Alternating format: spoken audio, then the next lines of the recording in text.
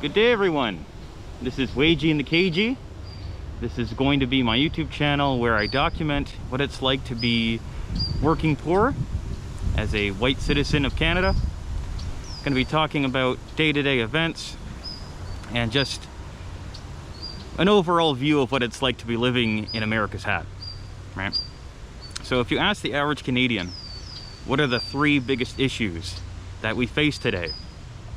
You'd probably get 1, housing, 2, the cost of living, and employment, right? And then the third one would be immigration. And so just here talking about that, I'll do my best to break down what's going on, what's happening here, and try and make it somewhat entertaining, make the most of a bad situation that many Canadians, like myself, find themselves in. There's this recent report by Food Banks Canada that stated that 1 in 4 Canadians are living under the poverty line. And I'm one of them. I believe 30% of 18 to 44-year-olds are under the poverty line. This is not sustainable. And I know that there's a lot of people speaking out, a lot of Canadians speaking out about how tough it is here and how it's impossible to find work that pays a living wage. But I figure I may as well add my 2 cents to the equation here. It is very bad. There's food insecurity.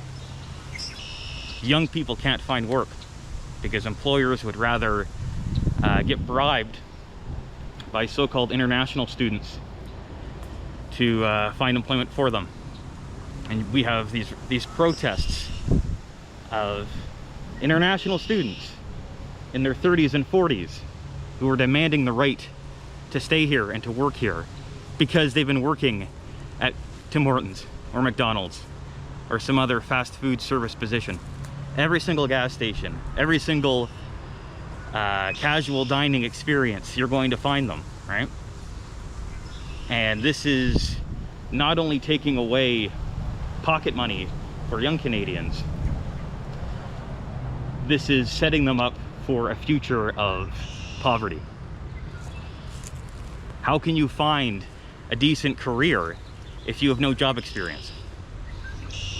And I'll go into this in more detail later, but you know, for myself, I was established in my career, and then the federal government under Trudeau and the provincial government under Ford decided to enact measures in 2020 to lock down the country and track people's phones and basically impact every single small independent business.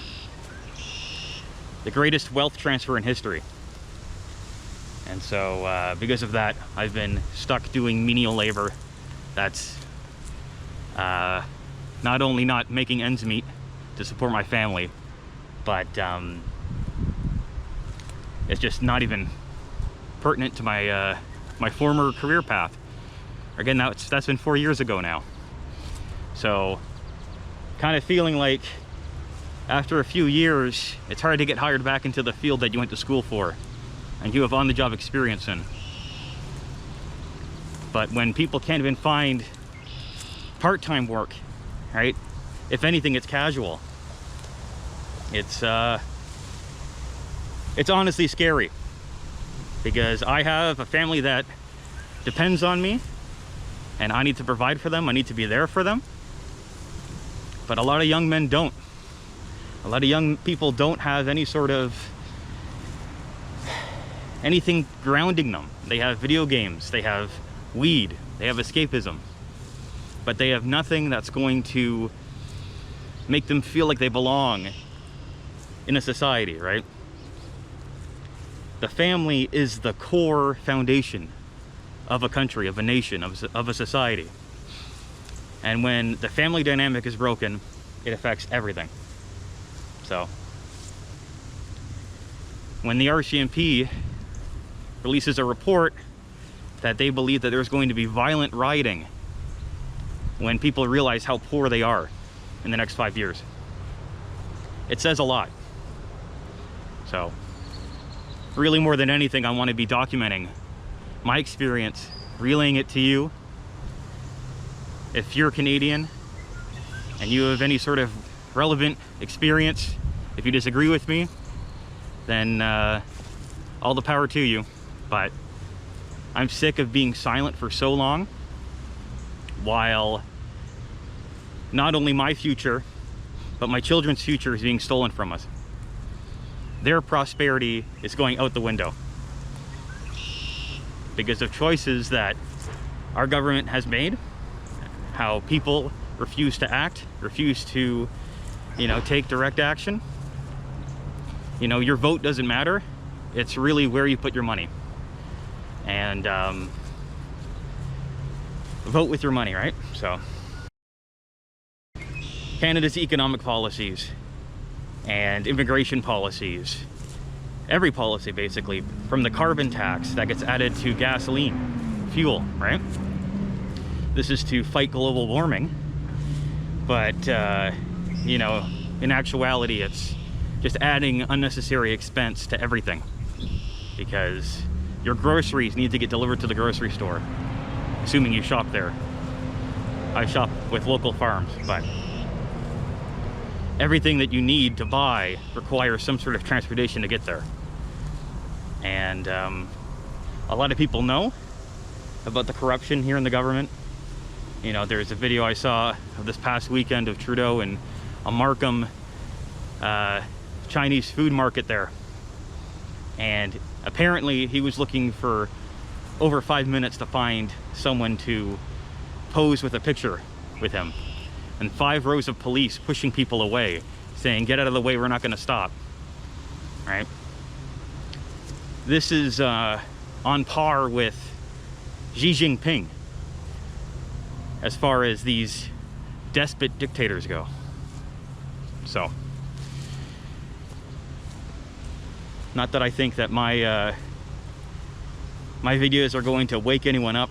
What's the point of waking people up anyway? But this is just to kind of, I feel like a whistleblower, which is why my identity is concealed here. Not that I'm endorsing anything illegal, but even in my current position, where I make approximately $16 an hour after tax, I feel like my livelihood, if you could call it that, my current survival position would be in jeopardy if I did not conceal my face, because there are spiteful mutants out there who would love to see people get doxxed. So, anyway, more to follow. Thanks for checking out the channel.